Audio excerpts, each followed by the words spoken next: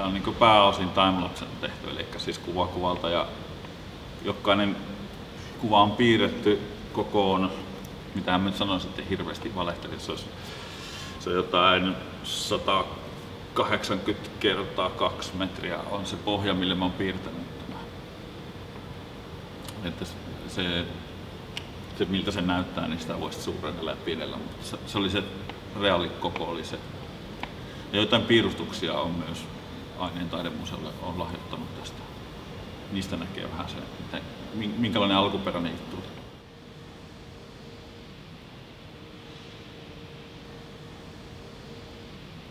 Oi, että siis oliko se 30 000 se kuvasiirtymää vai jotain. Jotkut ihmiset laski mulle sen määrän. Mulla oli tosi lyhyt matematiikka koulussa.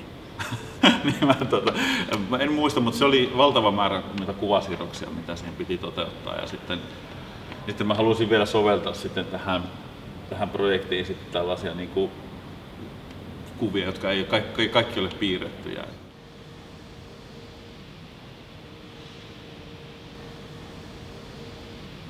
Se oli kaikista helpoin osa oli se, että siinä dekkarissa oli kuvattu tietyt maalaukset. Ne maalaukset esitti ikään kuin ne oli ikään kuin dekkarin näyttelijöitä ne maalaukset tai henkilöhahmoja, niin mä sitten lainasin suoraan niistä maalauksista osita. Edelfeltia on siellä ja Edelfeltia ainakin tuli lainautua tähän ja muutamia muita kokoelmateoksia. Ja sitten tavallaan se, mikä on mulle rakasta, niin surrealismi, niin mä halusin surrealismin kautta suodattaa tapahtumia. Ja myös elokuvallisesti. Elokuvasta on myös tullut paljon vaikutteita vanhoista mustavalkoelokuvista. Alice in Wonderland on se ihan varhaisin, 1910 tehty Alice on ehkä yksi vaikuttavimpia. Se on tosi hieno.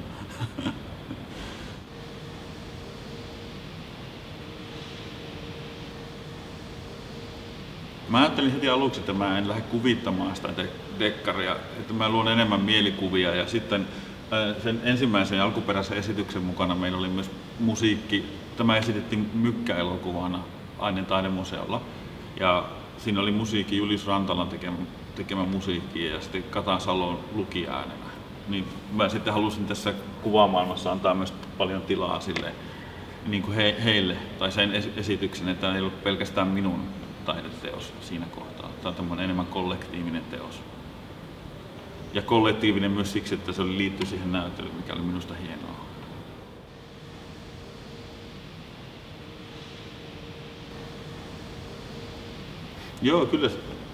Jokainen työ kyllä vie jollakin tavalla uutta kohti. Mä oon tällä hetkellä kiinnostunut minimalistisesta ilmaisusta ja me tehdään Ima Aikion kanssa, saamelaisen runoilijan kanssa sellaista yhteisprojektia, missä on hyvin minimalistista kuvaa ja sitten runoa ja ehkä piirrettyä kuvaa.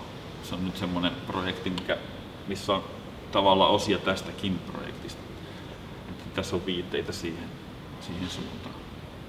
Paljon myös viitteitä menneistä jutuista, mitä mä aikaisemmin tehnyt. Niihin on paljon semmoisia pikkuviittauksia. No toi Faaraa-juttu ja tommonen tietynlainen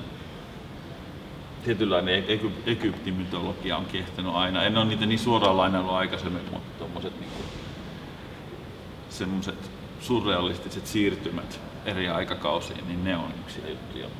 Tässä näkyy nuo Alien-hahmot, jotka mä oon tehnyt valokuvista. Noin 2 hahmoa on.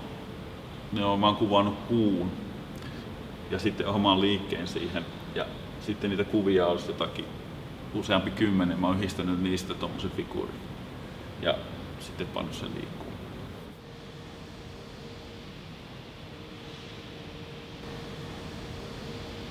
Joo, ainakin se yksi oma kuva oli tuossa. Taisin juurikin ympätä sen tuon Faaraan muotoon, olisiko niin saanut tehdä, mutta mä tein. Koska oli ajatus, että mä esiinnyin jotenkin myös itse tässä, mutta sitten mä en saanut ketään assistenttia, niin mä en näy tuossa sillä fyysisesti, niin mä ajattelin, että mä siihen laitan omat kasvot siihen kohtaan. Siihen kohtaan tulee se oma kuva. Se oli myös sellaista kollektiivista keskustelua ihmisten kanssa, että mitä voisi olla.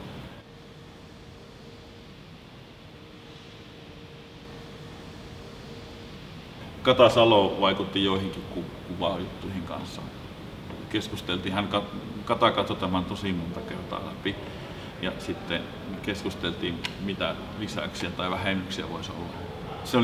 Se oli tosi kehittävää, koska Kata on teatterialan ammattilainen, niin mulle tuli paljon oppia teatteri-ilmaisusta siinä. Se oli mielenkiintoista.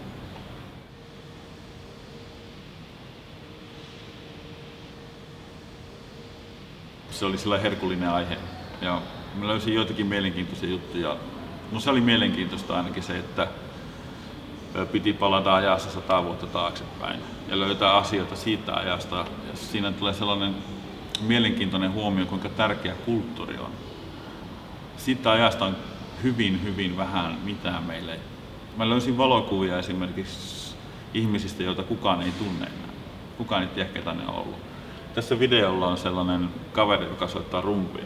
Se on oikeasti ollut olemassa ja se on soittanut niitä rumpuja silloin, kun Torni on täyttänyt 300 vuotta. Mutta hänen henkilöllisyyttä ei ole saatu selviä. Niin se tavallaan se olisi myös vihjen meidän ihmisille, jotka nyt tehdään tätä kulttuuria tässä ajassa, että mitä kulttuuri merkitsee ja mitä siitä jää seuraaville sukupolville. Että me ei oikeastaan samalla tavalla kuin taiteilijan ura on jatkumo, kulttuuri on jatkumo, mitä me kerrotaan seuraaville ihmisille. Se tuli tässä tosi vahvasti läsnä.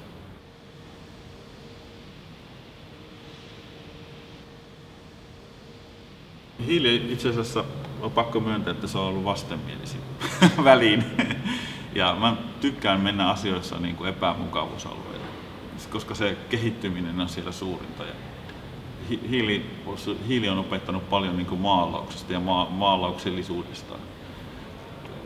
Se on hyvä materiaali, mielenkiintoinen, mutta tosi vaikea hallita ja aika epämiellyttävä käyttää sen pölyydessä. Mä vieläkin siivoan työhuonetta näistä pölyistä, mitä tästä tuli.